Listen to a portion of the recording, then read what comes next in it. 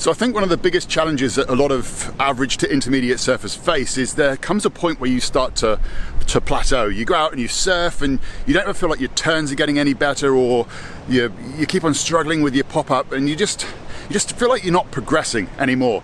So in this episode, we're going to go and find Clayton, and he's going to share with you some tips to help you keep your surfing progressing. Let's go.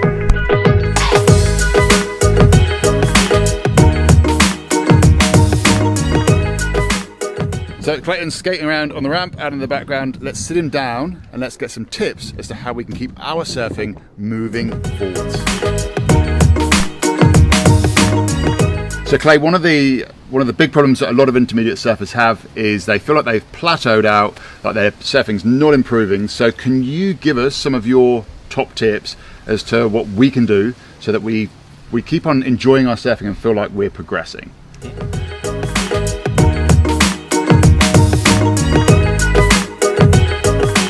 Yes, so it's probably more important to understand your body, and then knowing how you move, you could then choose the right board.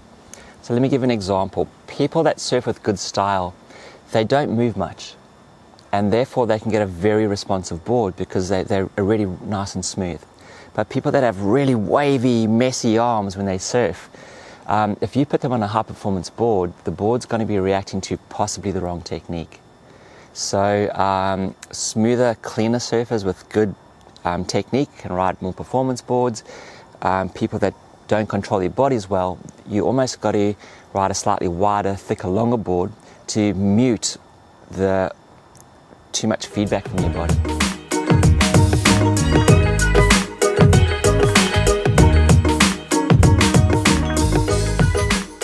Yeah, a lot of people get excited and then start over-moving, and the hands are the first things to go. Then there's a lot of bouncing, trying to get your board to almost get from point A to point B. I feel when the wave speaks to you, it almost tells you what you want, and then you tend to move better with the wave, like you connect with it. Whereas when you have too many moving parts, you lose that connection.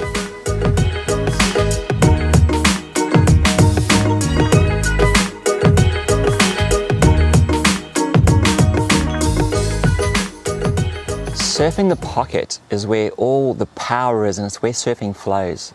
The problem with a lot of intermediates is they race into the shoulder and try to do dynamic turns on a flat part of the wave, which doesn't work.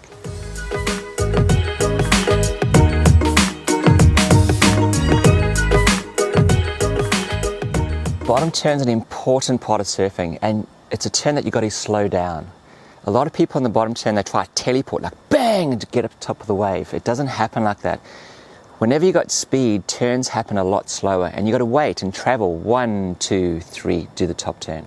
So you got to slow it down, set it up.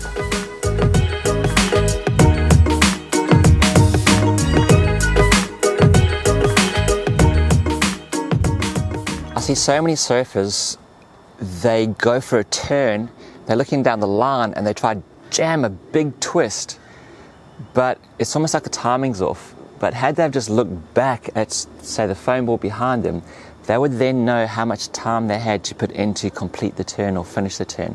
So they're almost surfing and thinking about what they need to do without even looking at it. So I suppose looking at it, reading the section is an important part of surfing.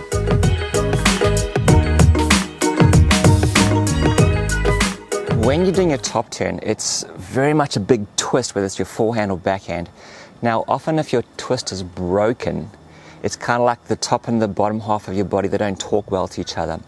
So if you think about a twist needs to originate from the bottom up. So let's look at a golfer. He will go ankles, knee, hip, shoulders. But a lot of surfers just go shoulders, and that's where the break in the top and the bottom half comes in. So by pointing your knees first, it'll help open up the hip, which will give you more power for your twist. Your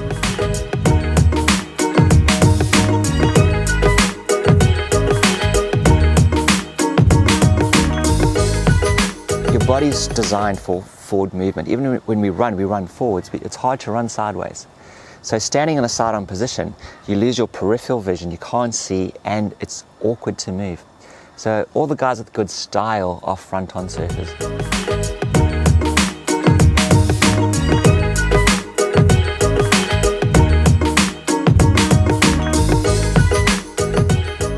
big step taking your surfing to the next level is actually catching a wave on the peak. A lot of people get anxious about taking off from the steep part of the wave, and they tend to want to scratch onto it from the safety of the shoulder. That extra paddling, it causes anxiety, it makes your mind run too fast. Whereas if you're on the peak, which is the right place, you can glide into it and set your wave up so much better.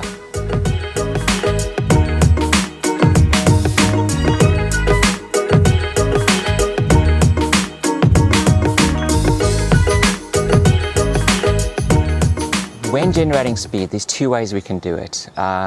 Think of riding a bicycle. You could ride down a hill and get speed, or you could pedal.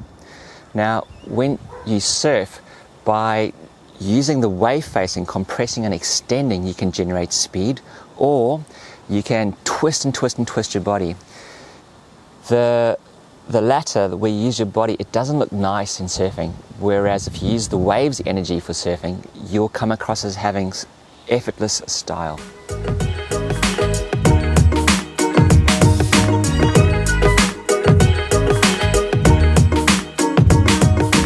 Your back foot needs to be able to move around. I tend to plant my front foot, and if I want more speed, I'll step more forward. If I want to put my right rail in, I'll push on my toe edge on the back foot, or my heel edge on the toe edge. So that back foot needs freedom to be able to move around. Now, a really good way to do that is just to stack a lot more of your weight on the front foot. This will give you more speed on the takeoffs. It'll also allow you then to shuffle your back foot into whatever position you're comfortable in.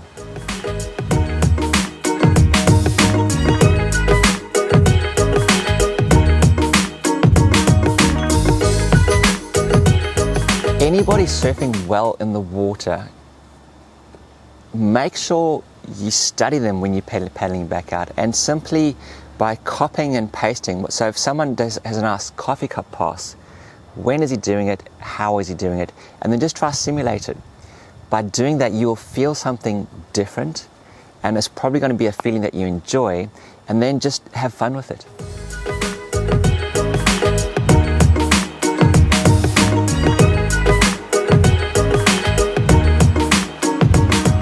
This is going to sound crazy, but your board's not designed to be stood on.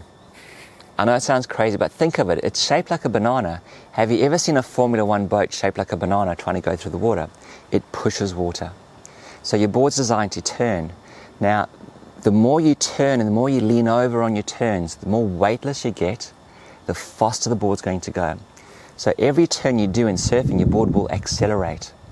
So by doing a toe edge turn, a transition where you go flat, and then a heel edge turn, you're actually minimizing how much time you're standing on your board, and you're maximizing how much time you're turning, therefore creating more speed.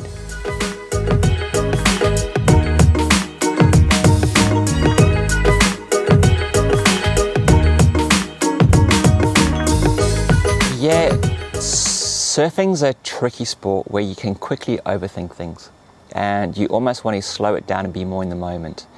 And a really good way to be in the moment is to just feel the wave and feel the energy. Once you've felt that, you can focus on one thing at a time, like just 1% improvements. Just slow it down, whether it's fixing your posture or just trying to be in that good part of the wave where you can feel more.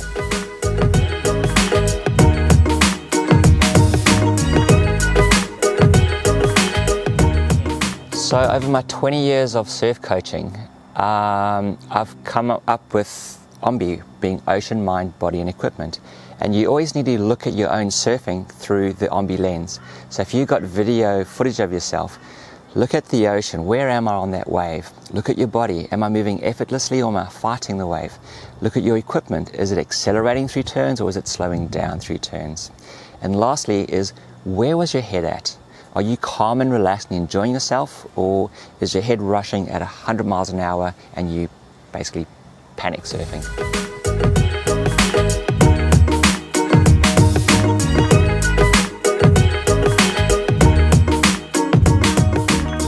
I strongly recommend to have fun in the water. So mix it up with boards, mix it up with equipment. You could go body surf, you can just surf switch, surf finless. There's so many things that you could do to change the situation you're in and to make it more fun. I've seen pro surfers who have the luxury of surfing for a living, angry at themselves in the water because they can't do a silly little turn. Don't be that person. Just go out there with the intention of having fun and sharing it.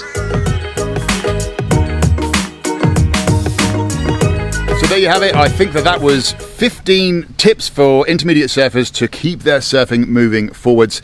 If you've enjoyed this video, then make sure that you download your free surfing health check. There'll be a link in the description below. It is a really cool little training program that is absolutely free. You just got to enter in your email and you'll be sent through Access so that you can analyze your surfing from 8 different perspectives and get a really good idea on what it is that you need to focus on so that you can move your surfing forwards.